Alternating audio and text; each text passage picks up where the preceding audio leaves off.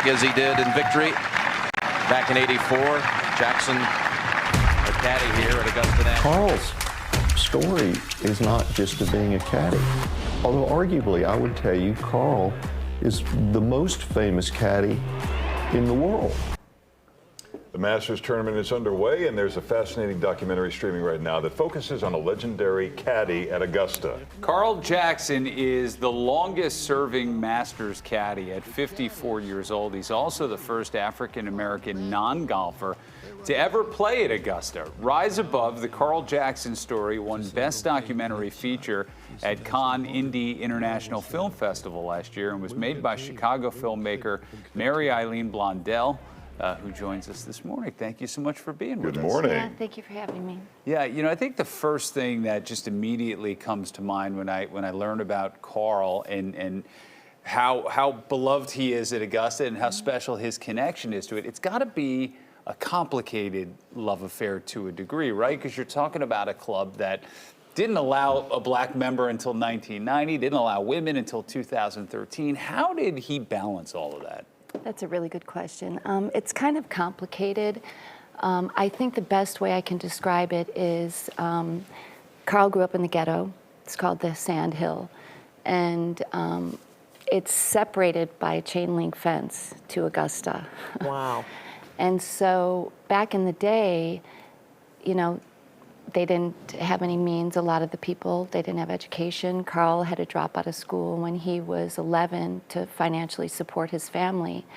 And the best way to do it for those people, those men, was to caddy. And so it's a very complicated thing. A lot of people don't know that Augusta really was the center of the civil rights movement. MLK spoke there 5 days before he was shot. And it was a couple days after Kent State, so that was really kind of, so yeah, it's a very complicated story. But this documentary, what we set out to do was not like blow the roof off Augusta. This is a love story. And it's a love story between Carl and Ben and Carl and his mother.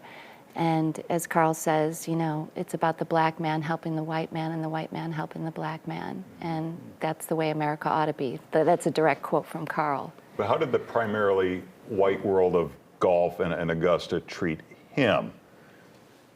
Well, they treated Carl, you know, very well. You know, he's an icon. He's a very... But in the early days, he wasn't an icon. No, he wasn't, but his mentor was Pappy Stokes, who built the course.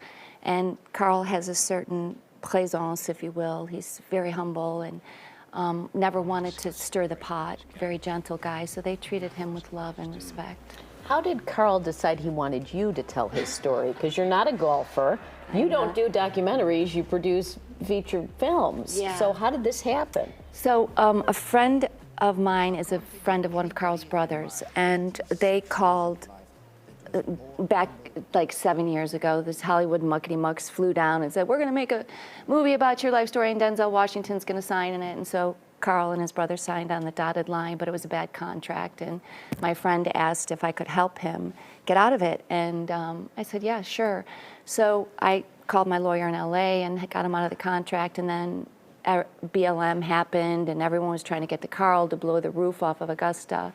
And I kept on saying, you know, Carl, you should tell your story, because it's not just a story about golf. It's a story about how he rose above almost a preordained destiny of poverty. And so one day I live in the city, and I was walking my dog, and he's like, Marlene. I'm like, good morning, Mr. Jackson. I've decided I'm going to tell my story. And I'm like, right on, you know, good for you. And you're going to be the one that's going to tell it. And I said, ooh, no, I don't think so.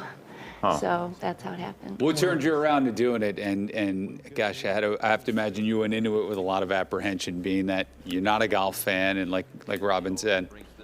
Well, I really felt that Carl's story should be told, because it was at a time, you know, and it is a time now where everyone is so angry and bitter, and there's so much unhappiness. But Carl rose above it all. And when Mr. Jackson asks you to do something, you do it. And so we set out to, you know, tell a beautiful story.